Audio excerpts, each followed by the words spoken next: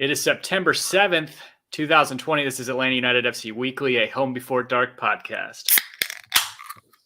Dan, you already cracked yours earlier. What are you sipping on tonight? Is that Waterloo?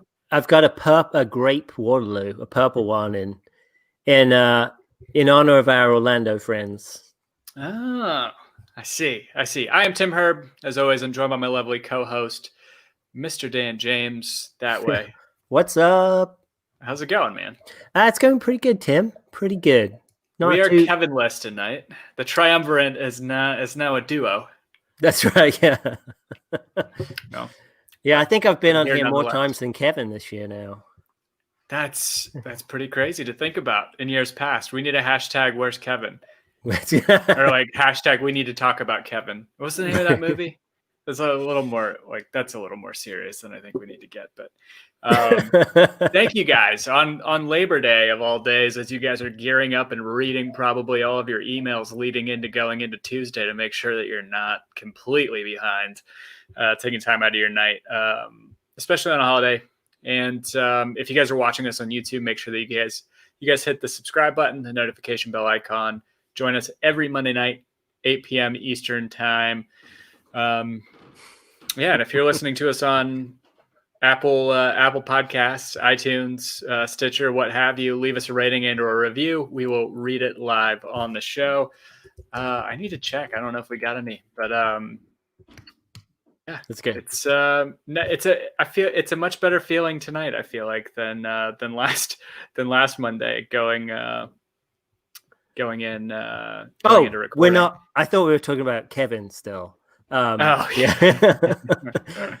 I see him in the trap, quality over quantity. True. Yeah. Thank you guys. I mean, we have the normal faces in there. Elliot Beaven, Kendrick Brock, Domer, Kevin Bradley is in there, which is a little odd to me because he should be recording with us. But right. It is what it is, what have you. Michelle, thank you for joining us. The original, the OG trap star, Brittany S. joining us. Brian, this is a holiday edition, and we're not even actually talking about Atlanta United at all tonight.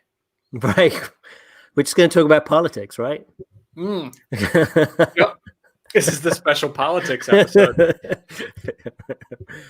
Right. Oh, God. No, that's not happening. That's never happening on here. No, absolutely not. So we're coming off of a 1-1 win. A 1-1 win. Yes, right. Against Orlando. We have still yet to lose down in Exploria Stadium when it was called, even before it had a sponsor. We're 5-0-1. Wasn't it Camping World Stadium or something like that? No, Camping World was whenever they were in UCF Stadium. Camping World Stadium, like the 40,000 seat one in Orlando, or right outside of Orlando for University of Central Florida, I think. And then they moved over to Orlando City Stadium. And I don't think they had naming rights to it till this year. I don't remember ever calling it Exploria Stadium. But regardless, you're right, though. It's a 1-1 win. Right. We have a 1-1 win. Yeah, we have 16 points out of 18 down in Orlando. How does that feel? That's got to feel good. That feels pretty good. I mean, when Adam Yan put that header in, I was sitting in bed watching it because I'm an old man. My wife was asleep. And when it went in, I was just like silently screaming and shaking my little girl fists at the screen. Yeah. It was, I was so happy because I didn't think we were going to score. Even though we'd played better, I was just, I didn't really have much emotion into the game. And then I just didn't see us winning that game at all. I'd already put it aside that it was going to be a loss. Yeah, I think I was kind of we were on the couch though. It's like Andrew, we were just kind of slumped over watching it, just completely I would say the second half was a lot better to watch. Right? Oh yeah, it was a lot more fun to watch. But yeah, same thing. Like I was just kind of in a daze, just watching the game, just kind of going through the motions, and then holy shit, just popping up. I can't. For I was waiting for the internet to break, and it subsequently did. You had two very maligned characters in the Atlanta United roster over the past couple months. two scapegoats, as it were, that people, two guys that people are, pitting blame on, whether it's, Jake Mulroney due to, pitying the blame. Jake Mulroney and his red card sending off down in Orlando against Cincinnati, that essentially, I think, ended up losing us that game. Or did we draw that game? I'm trying to. No, we lost. We lost that game. Cincinnati. That's right. And then Adam John, who's yet to get on the end of a scoring chance, and he, it was interesting. The guy's definitely been through a roller coaster with Atlanta, because he came in for non-soccer reasons. People hated him, right? Exactly. Whenever he came in, they found a reason not to like him. And then one of the reasons, obviously, is him shushing the crowd whenever Columbus beat us in year 1 of the playoffs. And then I think he endeared himself to the fans. He looked pretty good with substitution appearances and looked like he'd be a decent backup striker. And then fast forward in the restart to the season, he's not really had many touches.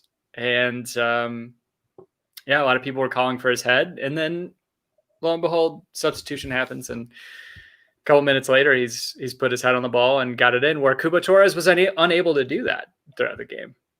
I mean, I understand that he's just come in, but Cubo Torres, he was driving me nuts Saturday night. I know he's not fit yet. He's not up to game speed.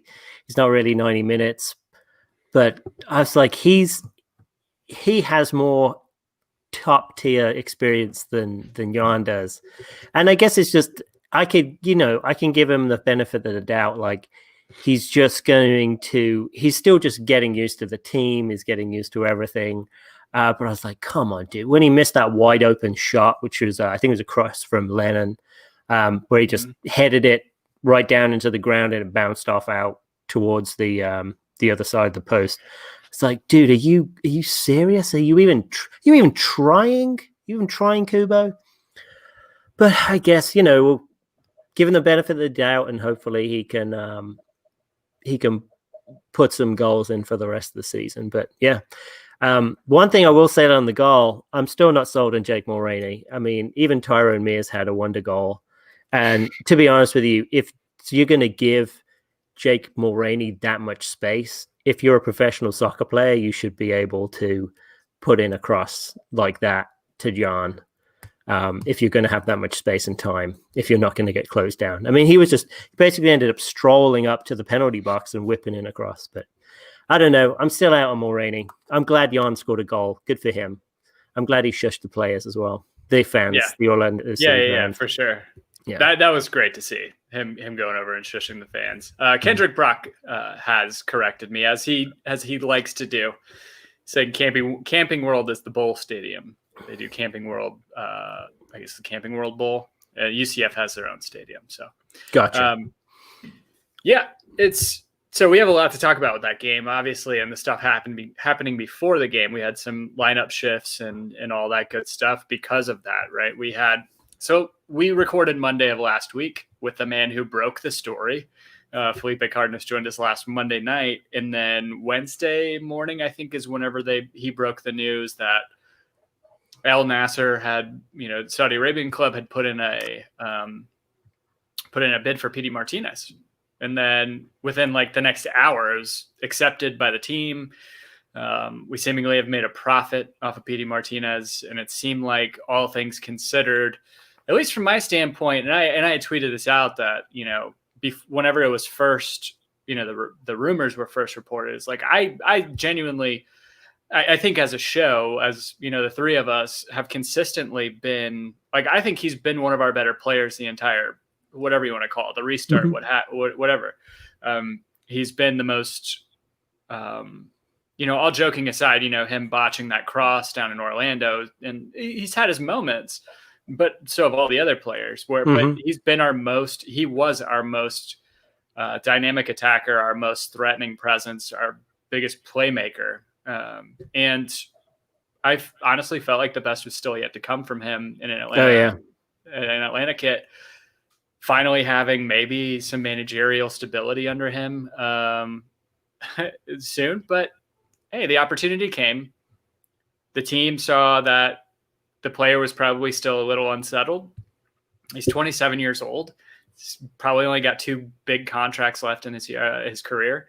And he might have stagnated in MLS, whether that's, the unfairness of the expectations that were put on him due to the transfer fee, him not having him essentially being brought in with no manager, right? Mm-hmm. I mean, he was brought in between managers, not really.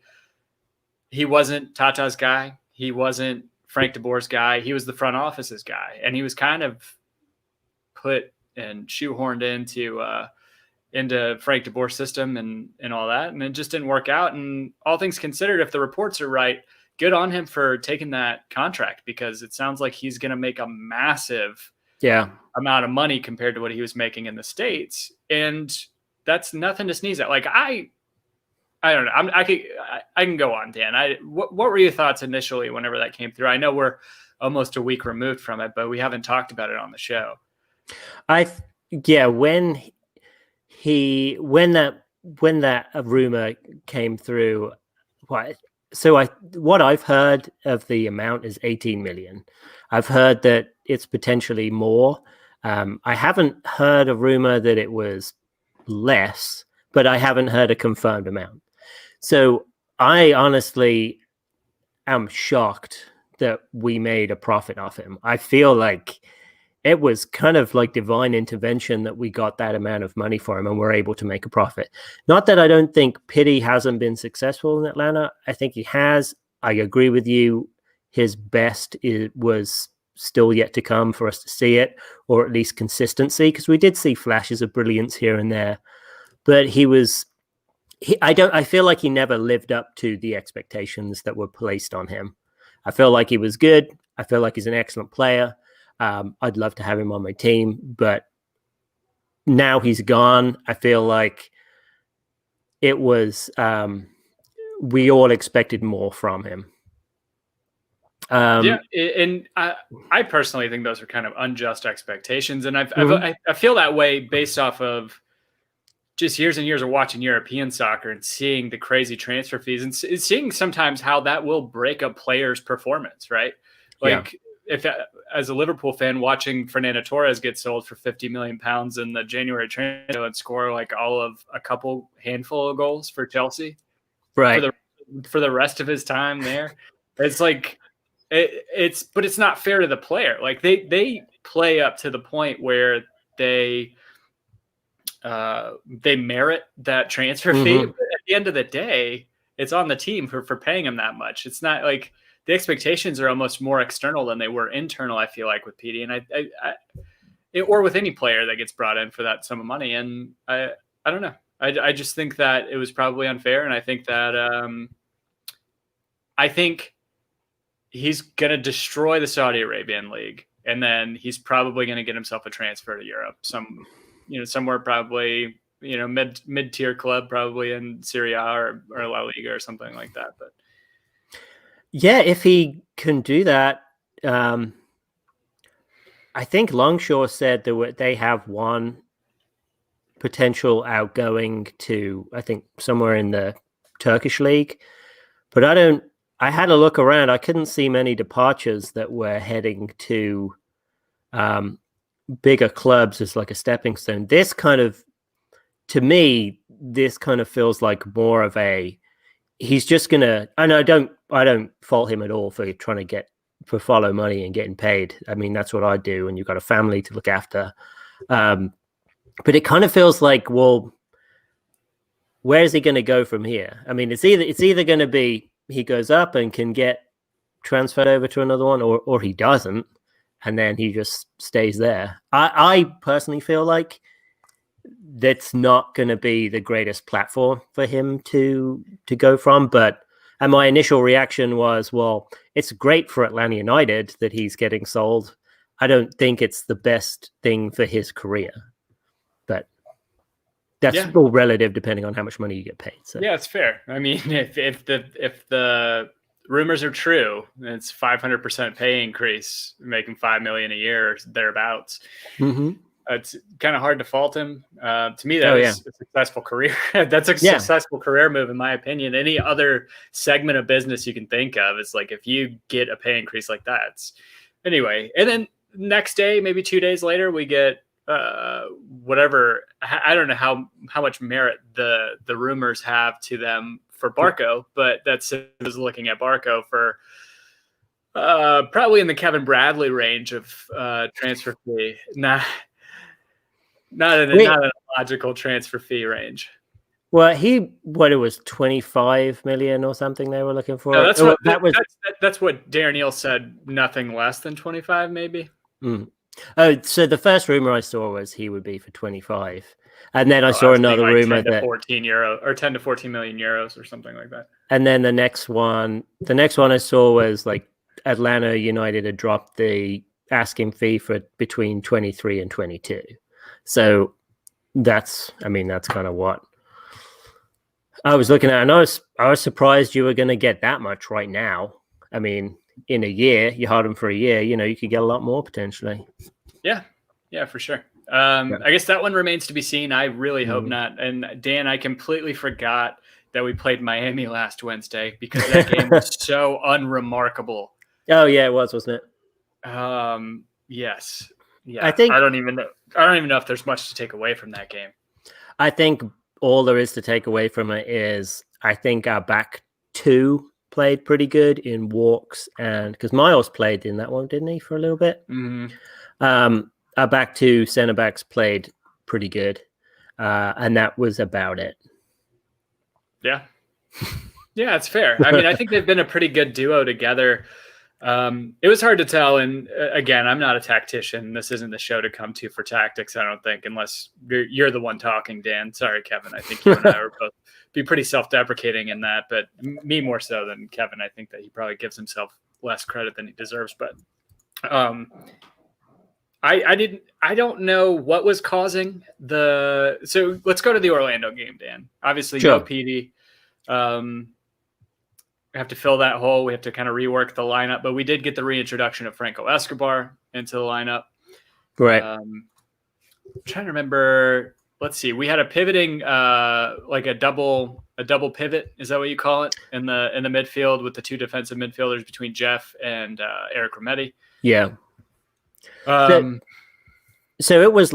I'm just pulling up who scored. So it was laying out in a 4-2-3-1. I think. So we had along the back line, it was Bello, Walks, Robinson, and Escobar. I thought that Walks had a great game. Him and Escobar had last man tackles, which was fantastic. I thought Walks. This has been Walks' best game that he's played that I've seen. Then, like you said, Tim, we had Jeff and Rometti in the middle, and then Barco, Hyman, Lennon across the top with Torres up at the very top. I thought. I've been so impressed with Brooks Lennon. I thought he was going to have a night off, but he didn't. He played the whole 90 minutes. That kid has just got so much stamina, and I'm really glad that we have him on a team because he's been like that. He's been the one bright spark throughout all of the games, even though I didn't mention him when we briefly talked about Miami. But he's just his work rate. And I remember how Yamil Assad in 2017 would just be busting his ass all the time just to try and get up and down the line. And he wasn't the fastest guy, but you could always see it on the expression on his face that he was just trying to run and trying to get to where he would try and get into the play that was going on. So I've been really happy with Lennon. Barco just hasn't been able to get much going now. I think Will in the trap. What's he getting? So Barco's getting like 3 guys on him, triple teamed every game. So we can't really do much, which is again so frustrating because he hasn't. I mean, I feel like we haven't seen the best of Barco yet. Like I feel that's still to come, and he can't get it because the refs are just not that great and they're not consistent. So they're calling fouls on Atlanta and giving us cards, but they're not really calling all those fouls on Orlando or not giving out cards, and it's just breaking up the play, and it's making him frustrated. He was really frustrated when he got subbed off, but I think that was just a pre-prepared sub from Glass when Barker got subbed off. But you heard what he said, right? You saw what Barker was saying to Stephen Glass whenever he was coming off. He said, "We're trying to win this game. Why are you taking me off?" Oh, really? Yeah. Oh, like he's got fight in him.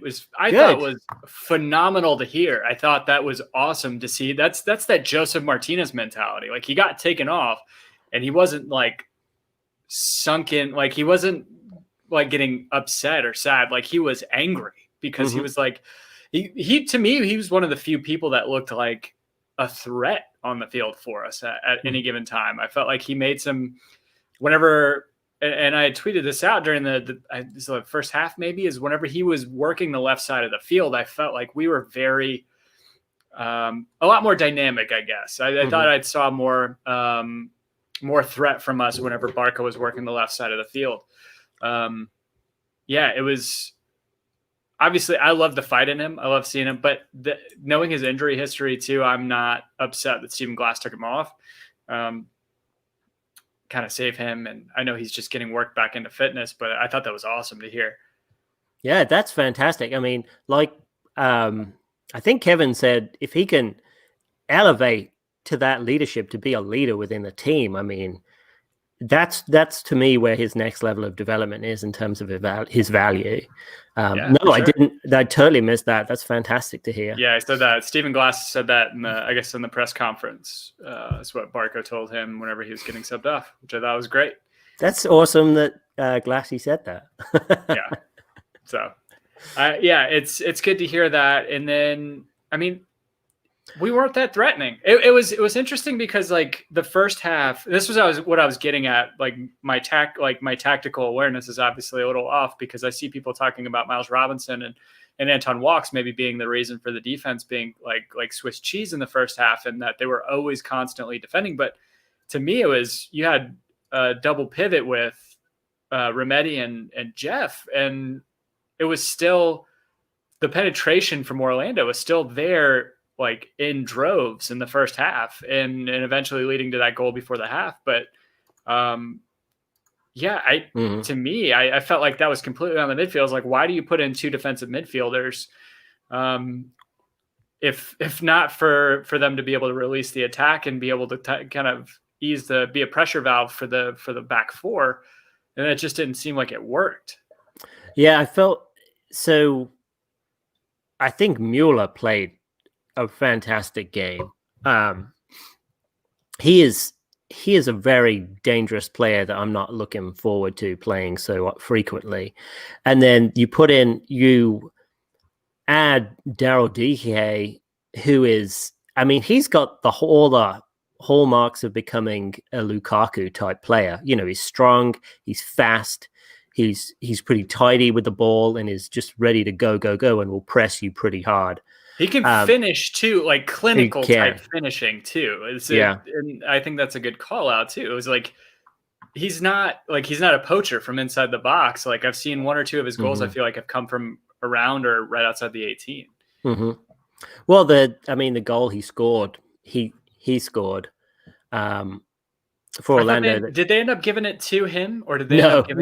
They gave it to Michel. Yeah, it was Benjamin Michel. Yeah, but it was such a fluky goal. But I feel like Mueller, DK, Pereira, Michel, Mendez, even Rossell, he would play a great. I mean, he was bullying our midfield, our top three guys.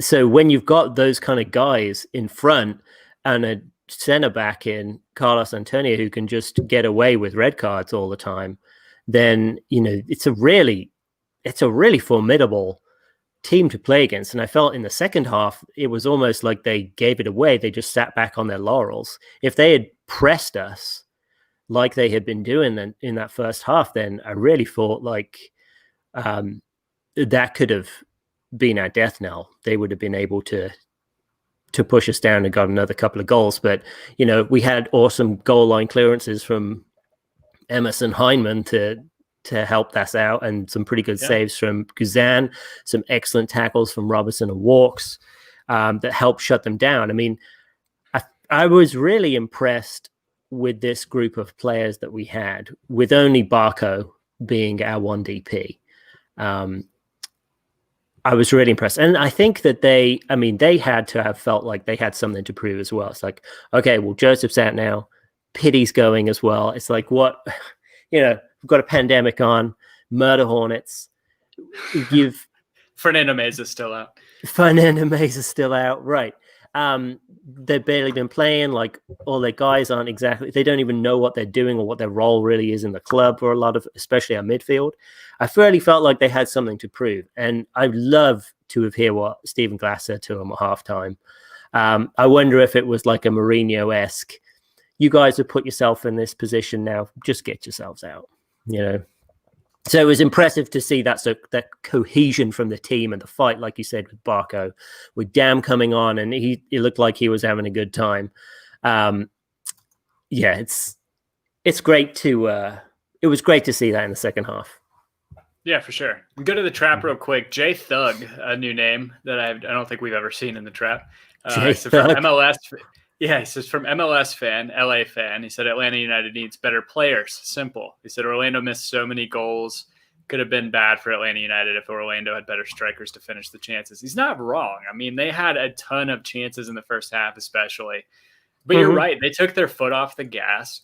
They really and I'm glad they're not to that point yet where it looks like they're a ruthless team. Right. Obviously, Pareja's got them playing the best soccer they've played in probably their existence. Even whenever they were on that 6-game run, that fabled 6-game winning streak under Jason Kreis, I don't think they've played this well under any manager. But they haven't reached that point yet. It doesn't look like, where they just put their foot on the throat and just keep putting goals in there. I disagree with Jay Thug. I do think they have. I mean, what better strikers are you going to get right now? I mean, if you give those group of players, a lot more experience together, where they can play back-to-back games for a whole season, I mean, that could be a real killer line of players that you're putting up. I mean, absolutely, they missed chances, but I don't know how you can get better right now. Yeah, no, I mean, when I look at their lineup, Dan, this is definitely the most impressive lineup that I think they've ever put out there. I mean, so I'm go through their lineup: the Octopus, Pedro Gallese in goal, and then you have Robin Janssen and Antonio Carlos are pretty formidable center backs. Juan is, I thought was funny is the announcers will call Juan and pronounce the R with an H because he's Portuguese or Brazilian. But they called him Rossetto, which I thought was interesting. Anyway, but right, they're both from Brazil. It's both Brazilian Portuguese. But Chris Mueller, Yuri Rosell, who I didn't realize is still below 30, under 30 years old, I think. Mendez was kind of a pest. He should, to me, that first tackle that he had, I think I could see that being a red card in some instances, depending on the referee. But then Benji Michel, Pereira, and then DK in the front, and then Nani on the bench, and then you have Tesho Akindele who can come in and perform. I mean, we've seen him perform in years past. It's a team that's definitely built to be good for a few years. They're not buying mercenaries in that. So yeah, I mean, I definitely think, this is their first choice lineup. Well, maybe with Nani slotting in for potentially Michelle. But either way, it's a great lineup. I mean, you've got a real enforcer in Yuri Rosell there in the middle of the field. But the only thing I think is they're not as deep as some teams. I feel like Atlanta United's, I feel like we are deeper, but our ceiling is not as high as theirs is. I think that with this group of players, if they all stay healthy on Orlando's side, they could very well be in the final for MLS Cup. Or whatever form we have that. Yeah, I don't know when that's going to be, what it's going to be, what that looks like. You mentioned Jürgen Damm, who to me has been a bright spot for this team whenever he's come on. I felt like, there were two camps whenever he got brought in. There's a camp that was, this is great. At one point, he was a really promising player. Let's see what he can do under the right management, change of scenery, all that stuff. And then you had the people that immediately were saying, he's damaged goods, what have you. Like he didn't live up to expectations. I don't know why you're bringing him in. Hopefully those people are leaning more towards the other side now and seeing some of the potential that he has. And he looks comfortable on the ball. Mm-hmm. He looks, I don't know. He looks a threat compared to the majority of this team. Like that's the thing is in this game, especially in the Miami game, it was so hard to find where we were going to score from. Right. Like it was so hard to predict if it was going to come from. Well, it was going to be Brooks Lennon, and that was it. It seems. Yeah, that's it. Who I still baffles me. He wins every header that comes his way. I'm like, this is incredible. Like I don't expect you to be that good aerially, but yeah. I mean, what are your impressions on Jürgen Damm? I feel like I don't think he's fit enough. But then, what was it? Glassy was saying about. I think he said this about Torres. We're not gonna know if he's 90 minutes fit until we play him 90 minutes and see what happens. So I would love to see Damm start. He's had 2 substitution appearances now, right? I think 2 or 3. I think 3, right? It was Orlando, Miami, and then Orlando again, because he served Lennon's goal, and I think he came in against Miami midweek, and then he was obviously in the game. So I'm hoping to see him start and just see what happens, because I worry about if we play Jan and Torres up the top, 2 of them. I'm kind of worried where we go from there, because I don't think those guys are going to last 90 minutes. And I think Damm can be the that attacking threat on the right side with just one of Jan or Torres in there at the same time. So then you've got something else to fall back on as the match and however the match goes. But I've seen he's great so far. I might, if he keeps it up, I might get a Damm number 22 on my jersey or something. But... Oh, I like it. Yeah, I like it. I want to go to the trap. Gustavo Rodriguez, our buddy down in Buenos Aires, is saying the speed and pace of the team is given by the number 6, but Big Red is retiring, referring to Jeff Lorenowitz. Said if Remedi is the number 8, it's asking too much. He has to play alone in the center circle. If he can't dominate it, we're off. And that's pretty much, I think, what we saw and kind of alluded to in the trap too, that Remedi just was awful on Saturday night. And it kind of led to, I don't know, the barrage that the defense saw, but I don't know. It's hopefully we see more consistency from him, but I don't know. What do you do with the midfield, Dan? Because it doesn't seem like playing the 2 behind an attacking 4, whatever you want to say, it really worked on Saturday. Yeah. I mean, I wonder if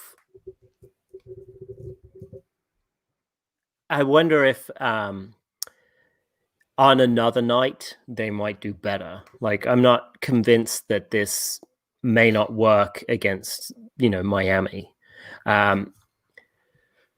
It's almost like, I mean, do you go for a 3-5-2, which is, a little bit more, can be a little bit more defensive, where you always have those 3 guys staying back and then a third one in front?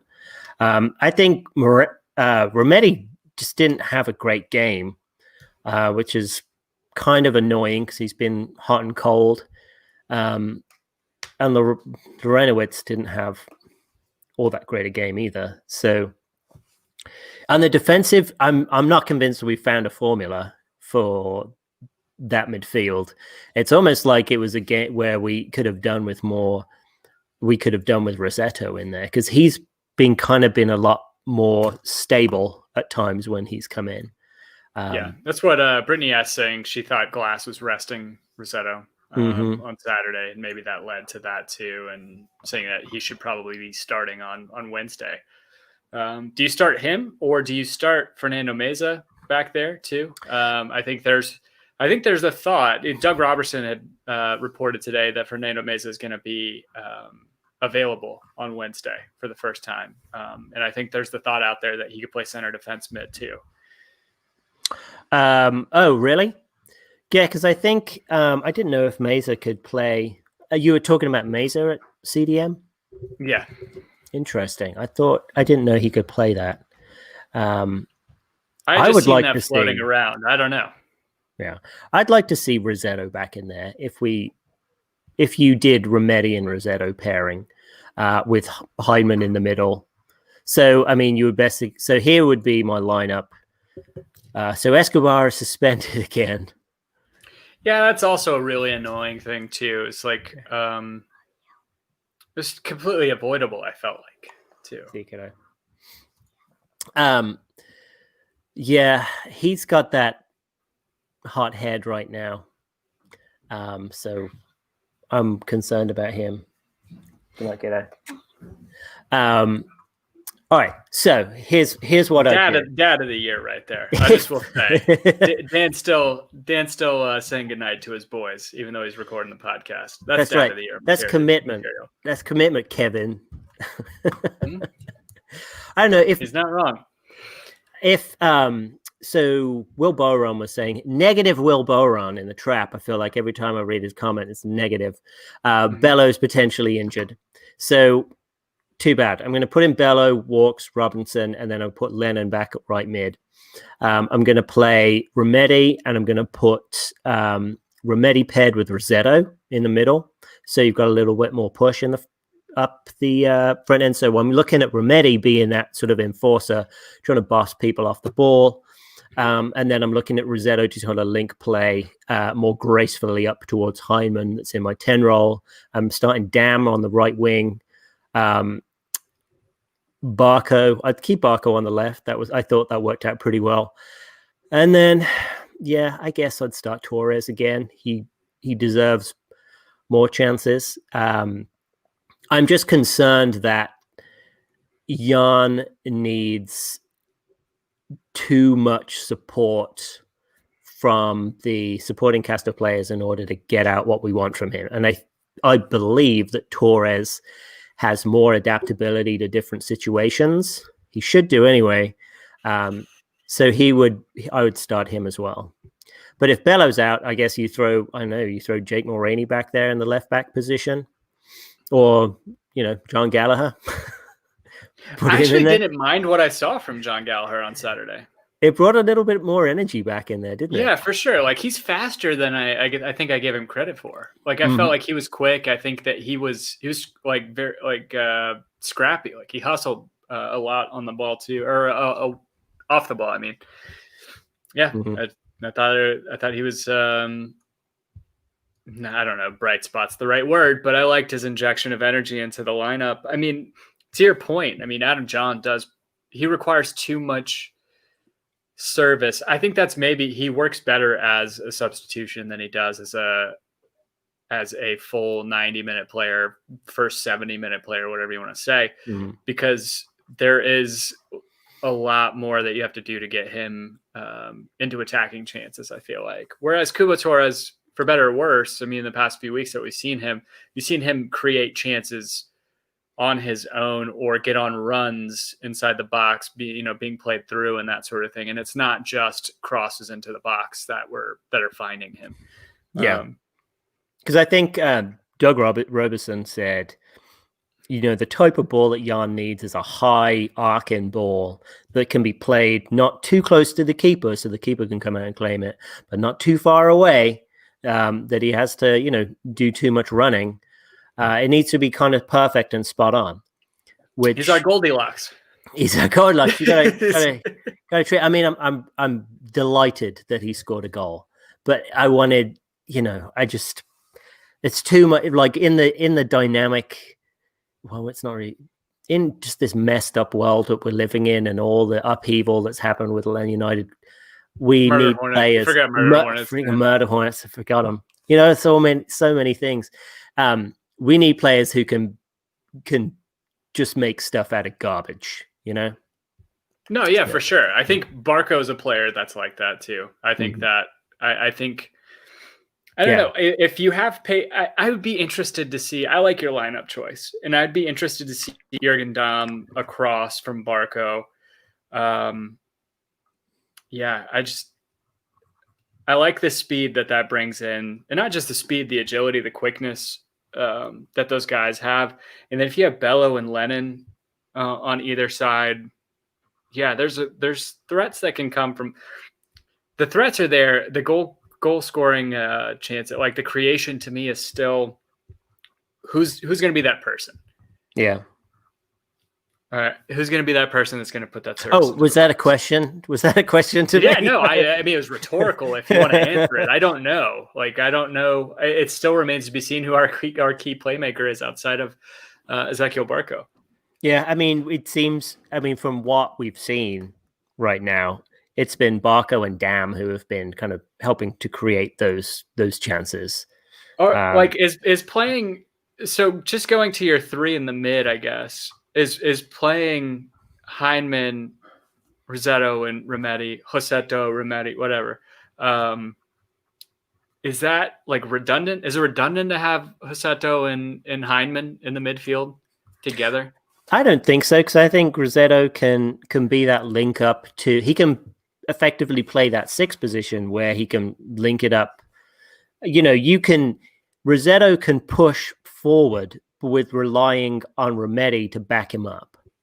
That's my angle to it. So Rossetto's kind of that link up, and then because Heineman can also be a link up player as well. So if you have those two sort of playing, vertically to each other, so it's almost like, you've got Rometty here, Heineman, Rossetto here, and then Heineman at the top. So you've got this sort of, the ball's jumping from Rometty up to Heineman up to. Oh my gosh, Rometty up to Rossetto up to Heineman. So that's kind of the angle I believe that we would be playing with that setup. Okay. Because I want to push Heineman further up the field. Dear God. So for those long listeners to the show, Pirlo is laying outside of the studio. I have the door open. He is laying outside of the studio, and I smell he is passing gas in the hallway, and it's gassing me out of the studio. Good job, Pirlo. Wrap this up. Yeah, need to wrap this up. Yeah, so I want to point out Doma and the trap thing. PRO releasing the Orlando boot to Lennon's face should be a penalty. Is frustrating. It is extremely frustrating, and basically we were going back to what I said. I mean, I think it was his 9th MLS game, or his 9th or 6th MLS game he was reffing. So it's like, I feel like there are areas where, when you have like sort of younger staff, they kind of be like by the book. There's no sort of like understanding the context of what's happening in order to enforce a law. So yeah, I just didn't see how that was not a penalty. It didn't make any sense. I mean, you could technically say that he played the ball first, but then you've seen a whole bunch of sliding tackles where they play the ball first and then clatter into the opposing player. Right. But that's still given. So this doesn't make any sense to me at all. It was ridiculous. Joe Johnstone, yes, I am wearing a Pacers hat. I am a lifelong Indiana Pacers fan. A very, very, very long-suffering Indiana Pacers fan. No, you're right. I mean, I can't think of an instance like going back to World Cup. What was that? 2010, Spain and Netherlands, where Nigel de Jong kicking Xabi Alonso in the chest, like that. That was like egregious. That's still like that was a yellow. It was egregious. Like that didn't warrant a red. Like I can think of so many instances where I don't know if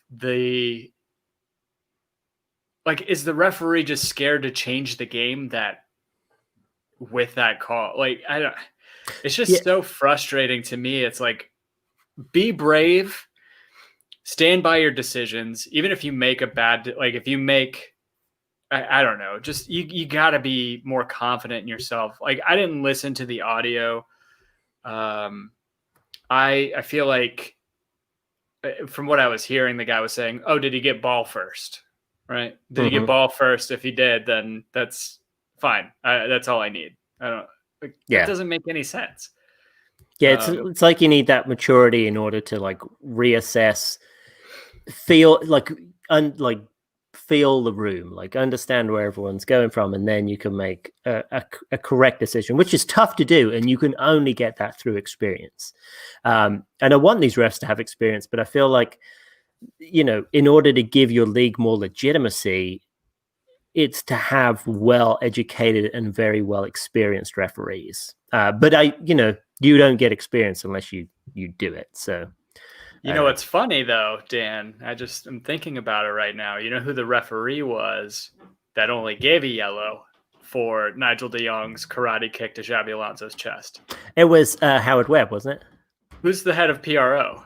Howard Webb. Howard Webb. Right. Closed loop.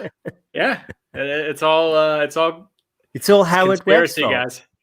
It's a conspiracy. No, but I mean, it's interesting though. I've been thinking about that because that was a poor decision in World Cup 2010, and then to take that, and then the guy who's leading the charge for your refereeing association had kind of a reputation for not. I felt like for not being a great referee. So my take on that is, so before VAR, you had to just stick with your decision. Even if like halfway through you realize you made the wrong decision, you have to go with it. Because, if you show the players that, your mind can be changed, then they're going to, it's not going to be a good day at the office for you. They're just going to, steamroll over you. I mean, I remember Men in Blazers interviewed one of the referees. I can't remember his name. He's a Geordie. He's from Newcastle. He was real famous. I think he's in Abu Dhabi now. But I think he reffed a World Cup final. But he was saying that he was... Martin Atkinson? No, not Martin Atkinson. No. Mariner? I don't think so. Anyway, he was saying that he was reffing a game and he was about to make a decision. Roy Keane came over to him and screamed and yelled in his face. And he actually changed his mind just because of the intimidation brought by Roy Keane. And he's like, I know that was the wrong thing to do, but I was scared. It's me, and then these 11 players and Roy Keane, and then 70,000 fans that are screaming at you. So but what VAR has done, the introduction of VAR has allowed referees to alter their decision in a non-face losing way. And I felt like that the ref in the kick to Lennon's face just still was like, I don't want to hear a VAR. I've made my decision. You don't need to tell me what to do. I'm just going to go ahead and go with what I thought. So I don't know. I thought it was misplaced. Yeah, you have to be you have to be confident in your decisions, but not stubborn enough to see where you've made a mistake. If you have the benefit of VAR on your side, but yeah, I agree. All right. I thought I saw some more things in the trap. Yeah, Gustavo saying, I'm with Dan. John is terribly lonely up top. He said, what about the midfielders? They don't trust him. They throw him balls senselessly. They have to get close to him so that he can block the marks like in basketball, I'm guessing he's saying. Yeah. Yeah, it's tough. I'm hoping Torres can be the guy, though I was really irritated when he missed that one. Yeah, it's hard not to be. Some of the chances that he scuffed have been his reputation the past few years. He needs to shake that. Like I think he needs to shake that to try and get back to the dangerous Cubo Torres that was in Houston and that was in LA with Chivas. So hopefully we get that guy again. He's only been in training for 2 weeks with us, 3 weeks. Right. Hopefully we start to see that from him. But I mean, we're going down to Miami, right? Yeah, we're going down to Miami on Wednesday before coming and going back to Nashville on Saturday. So, well, at least they can go through home on the way. Yeah, to Gustavo's point, he's responding to Joe, but to think about Joseph, they throw him the ball by many sides so he can turn around to get to more space for him. And Jan is big and tall. Yeah, so Joseph can make those things. I mean, I feel like Joseph is the reason why Gressel was so successful, because he could just get the stuff. I know. How dare you say that? Oh, you think it's the other way around? Yeah. So before Elliot Bevan was saying, if Joseph did not get injured, would Frank be fired? No. Yeah, I don't think he would either. No, because it wouldn't have gone winless down in Orlando. Like, it would have been completely fine. He covers up the mistakes or covers up the inadequacies of managers. Yeah, and he's that leader on the field that could, help with the communication issues. So maybe it was a good. Whoa, no, I'm not going to finish that sentence. I'm not going to finish that sentence. No, don't you dare! Don't you dare! I thought it was still pretty great that Joseph was. He did his Orlando and laugh. Well, because there's been so many of the Orlando fans doing their own video of that. Did you see Lee's trophy that he made? No, I didn't. It was awesome. It was like a 2x4 with an upside down water bottle into it, and he'd sprayed it all brown. And it's got 3-1 written on it, and it's like the trophy for Orlando finally beating Atlanta United. And he's like, "Yeah, but do you have one of these? It's called hardware." It was really funny. Yeah, it was. It only took them 10 tries. No, 11 tries. Right? It was their 11th game, or was it their 10th? Oh man, I'd lost count, to be honest with you. It was either the 10th or 11th game. Yeah. Chiefs coach Steve, trophy was made for him from an Atlanta fan on a bet. Oh, okay, that's either way. Well, it was good of him to put it up on Twitter to show it. No, exactly. I mean, Brittany poses the question, said, so Joseph was the patch for DeBoer. I mean, I think in many ways, you're seeing with Bob Bradley right now in LAFC, right? Without Carlos Vela, that team they're just as bad as we are. Right, they're in 7th or 8th place. They got shellacked last night by LA Galaxy. What was the score in the end? I saw it was 2-0. 3-0. 3-0. Sebastian Lletget scored a bicycle kick to make it 3-0. And was it Christian Pavone scored a ridiculous goal also? I didn't see that goal, but future Atlanta United winger Christian Pavone. That's what I keep saying is we're going to sign him after he has to go back to Boca Juniors. I hope that's true. The kid's phenomenal. Well, keep saying it, Tim. Keep saying it. Yeah, just put it out there. It'll come back. Dan, one of the things I don't know what to expect with the games in Miami and in Nashville. Nashville is so hot and cold. It's hard to tell whether or not I feel confident or not. Obviously, we beat them in the restart at the beginning, got our 3 points, but then they've been pretty good since. I wanted to ask you a question, though, regarding, and people were talking earlier in the trap about it, is regarding the DPs. Do we go about signing one right now? So if you are Bocanegra and Darren Eales, let's say you combined yourself, you did the fusion dance. What would you do right now if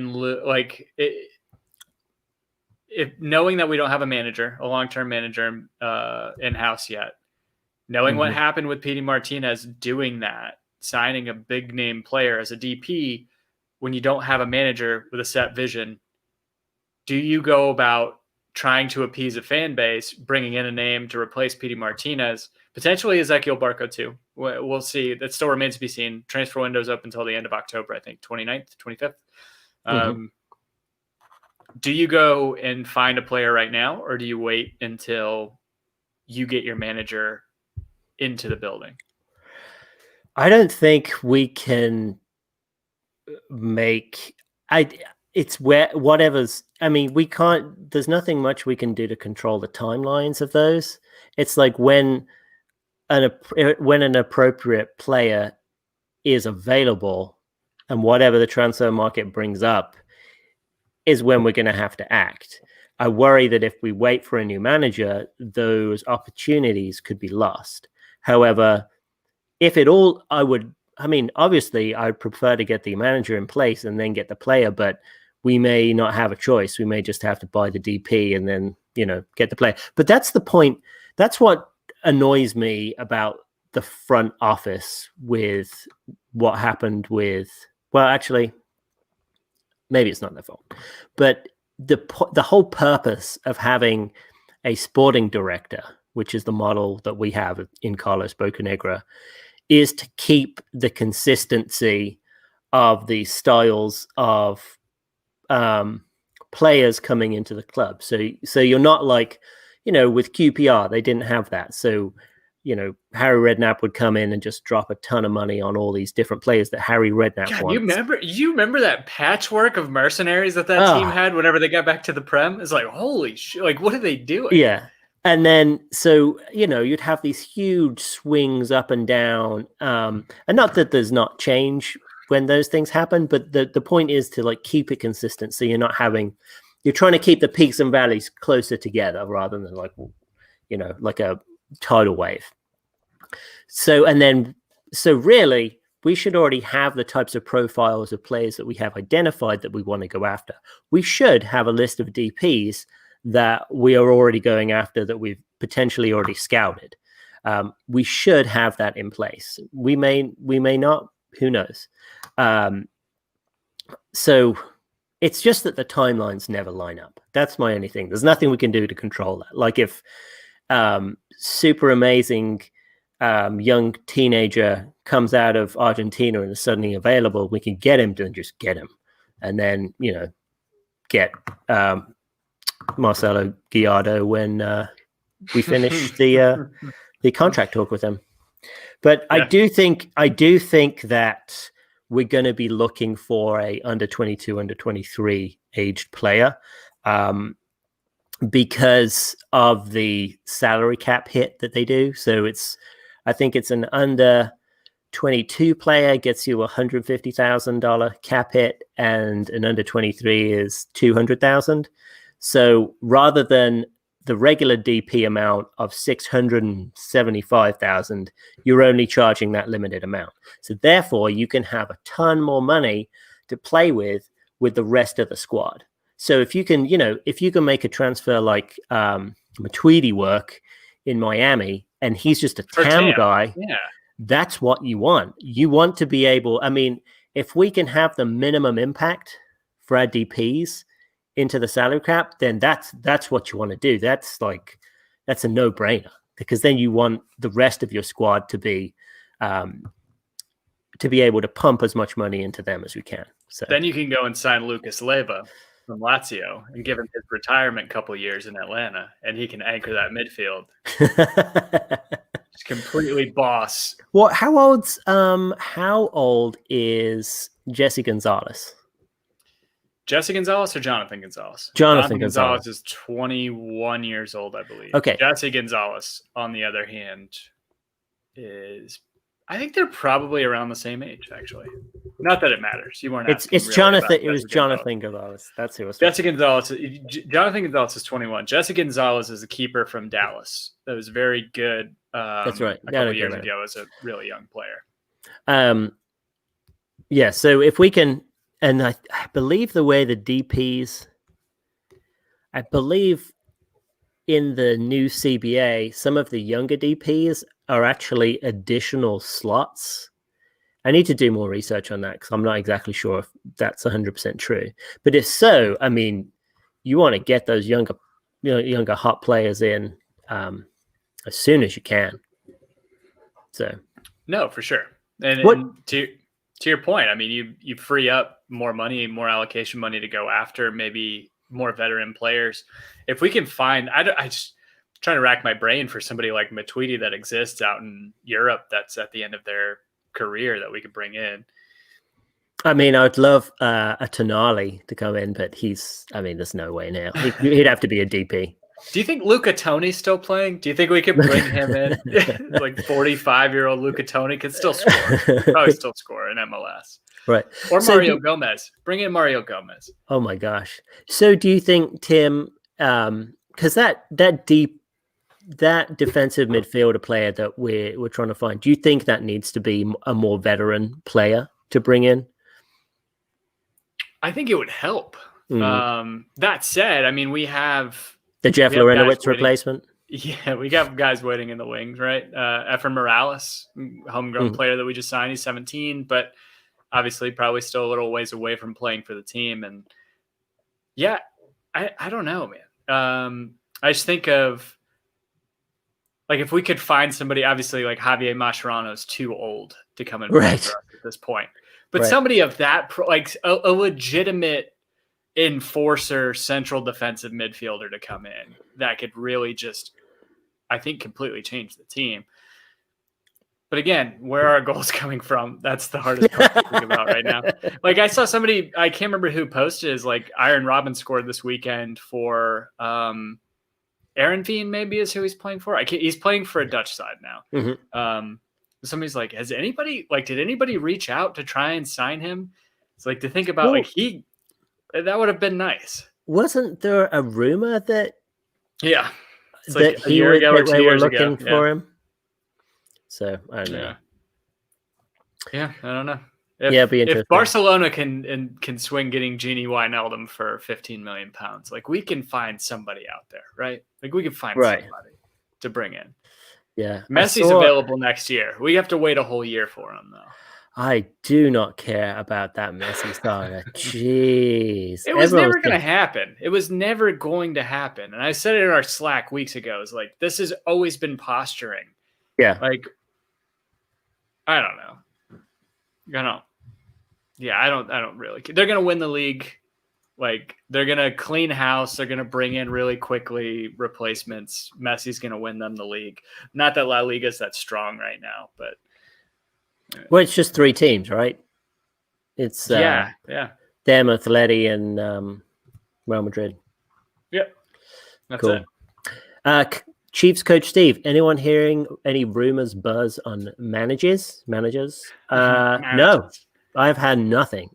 Tim, have you heard anything? No, absolutely heard nothing. But I'm trying to will it into existence. Every couple of days, I tweet to announce Piojo as manager. I've seen that. It hasn't worked yet. It's like, just announce Piojo, you cowards. It's like, yeah, it needs to happen. You would have thought there would be some rumors by now that would have surfaced. It's a little troubling, right? It's a little worrying that there's not even a single rumor out there of a manager being brought in. But the Frank de Boer hiring was so quick, though. I feel like it was like all of a sudden, bam! We didn't hear any rumors about that. But I felt like there were, not him, but there were rumors about other managers. There's nothing. There's nothing going on right now. Yeah. That's a little troubling. Anyway, how are you feeling going into Wednesday?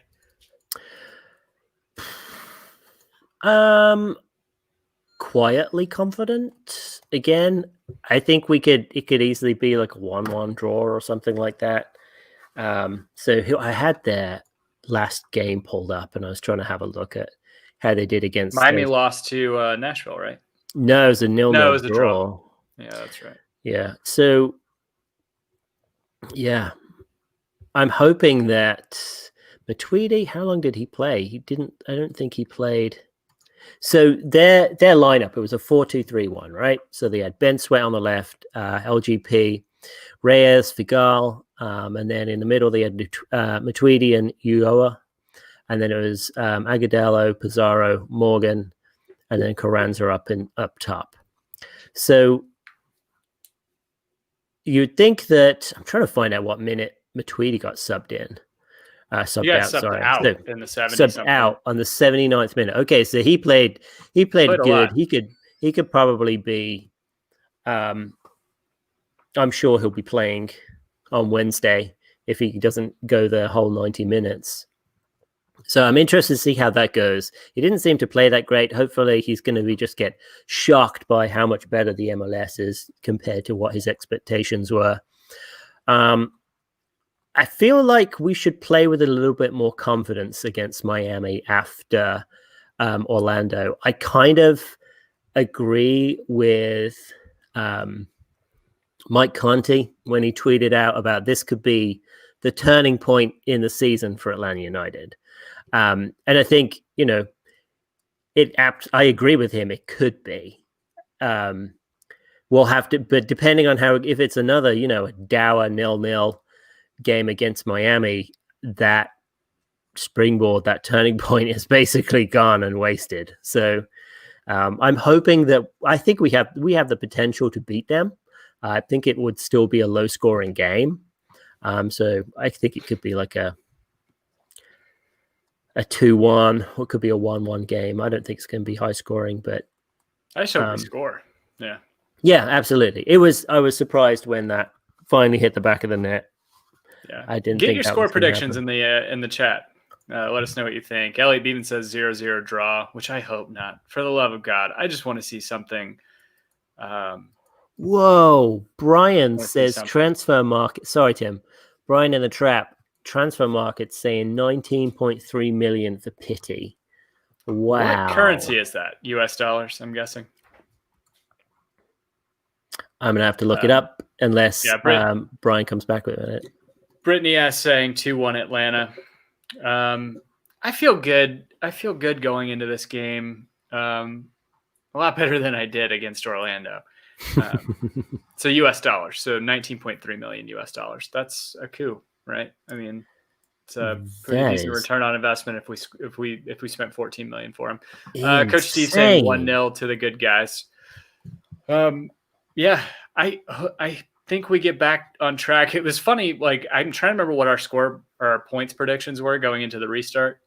I had between mini regional tournament. I had between 12 and 15. I think I had the same thing. And where are we at right now? I think I have 5. So we beat Nashville. We drew with Miami. So we have 5 points. Oh no, I'm sorry. Yeah, we drew with Miami and we drew with Orlando. So we have 5 points in 4 games. 5 points in 4 games. Yeah. So what have we got? 1 2 point left, per game. 6. That's not bad. It's a maximum of 11, so I'm already out. Yeah, same. It's not looking good for our predictions. Can you remember what Eric said? No, he probably said like 1. Yeah. Something like that. I think he might have actually said like 9 or 10, but I don't want to give him that credit. Yeah, I don't either. I don't want to give Eric any credit. Whoa, Elliot Beavan, an Amazon Prime documentary about Atlanta United. Seriously, is there? Because every time I turn on ESPN and I see the LAFC thing, I'm like, God, what? And which they conveniently leave out the 5-0 thrashing they got in Atlanta. That's not mentioned at all, which is so disappointing. Yeah. Okay, well, I'm going to have to check that out. What about going up to Nashville?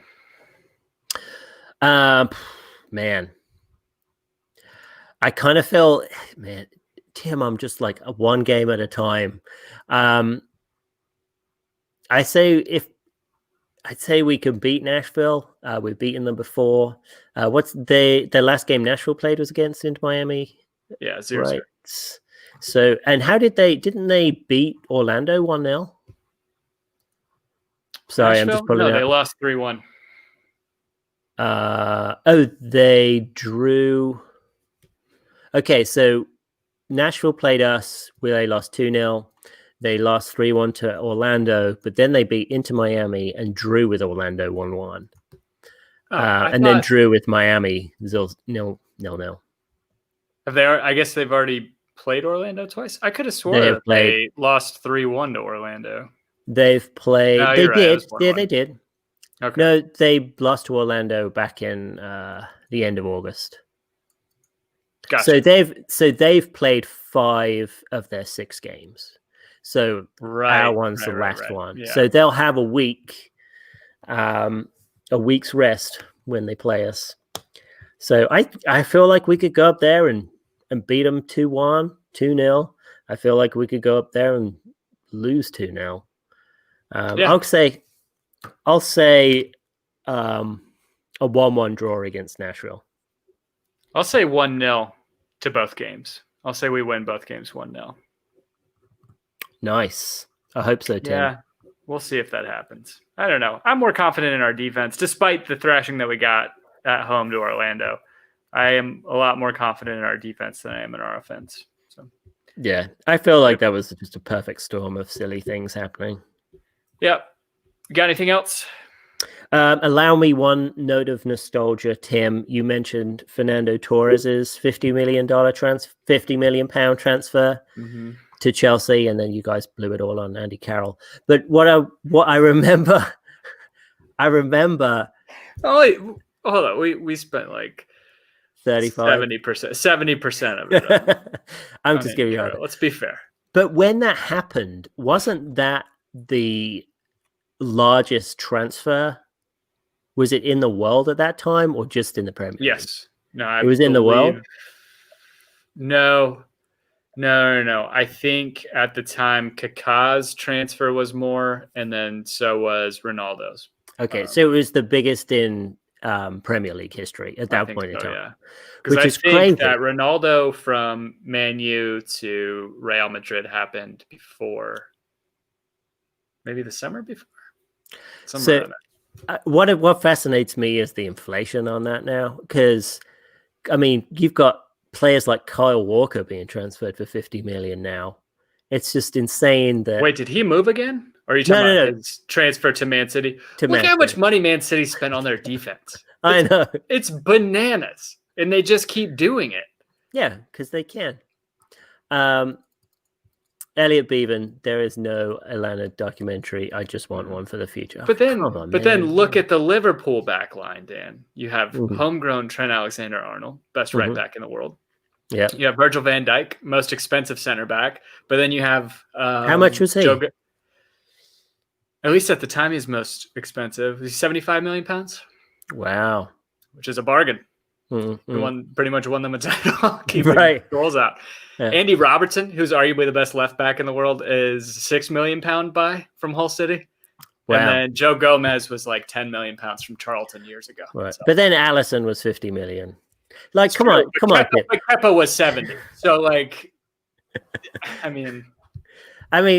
yes, they did. They've done more with less than what Man City spent, but it's not like they're searching for coppers down the back of the couch or anything. No, they're not. But they're still promoting. I mean, granted, Man City's got Phil Foden, but like we still have homegrown talent that's getting brought up. Yeah, absolutely. I think that's Nico Williams, homegrown Nico Williams of Wales, who scored for Wales yesterday to beat. I'm trying to remember who they beat in the Nations Cup.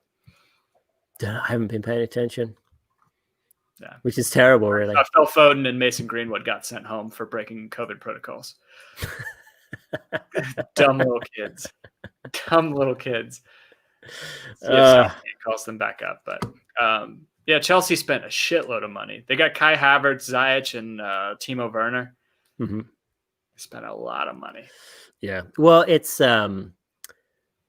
interesting. I heard a theory that Abramovich owns Chelsea just to keep Putin off his back, because now he's got a global profile.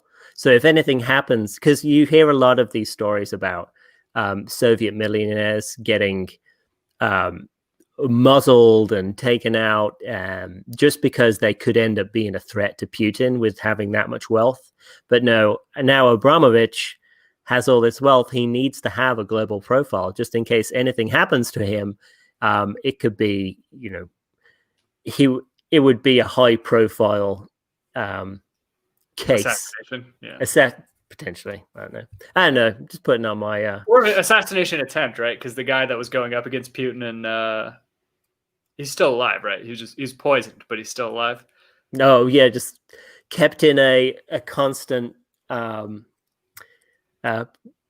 point of stasis, just like Salamanca, just like Gustavo Fring put Salamanca in that. Have you seen Better Call Saul? Fantastic show. No, I haven't seen Better Call Saul, but watch Breaking Bad from start to finish. No. Oh, good. You got anything else, Dan? No, Tim. I'm all tapped out. But great. Thanks for getting on with me. Yeah. I don't think we don't use that phrase that way here in the States, but it's thanks for getting on with me, Tim. Appreciate it. I leave this podcast feeling very satisfied. Oh, as with every Monday night, we appreciate you guys tuning in. Or if you're listening to us on your commutes at work, if you guys still have commutes, what have you, thank you for tuning in. As always, leave us a like, a subscribe, a rating, a review, and then follow us too. Dan, where can the good people find you on social media or on Twitter? Yeah, you can find me at DNJMS. DNJMS.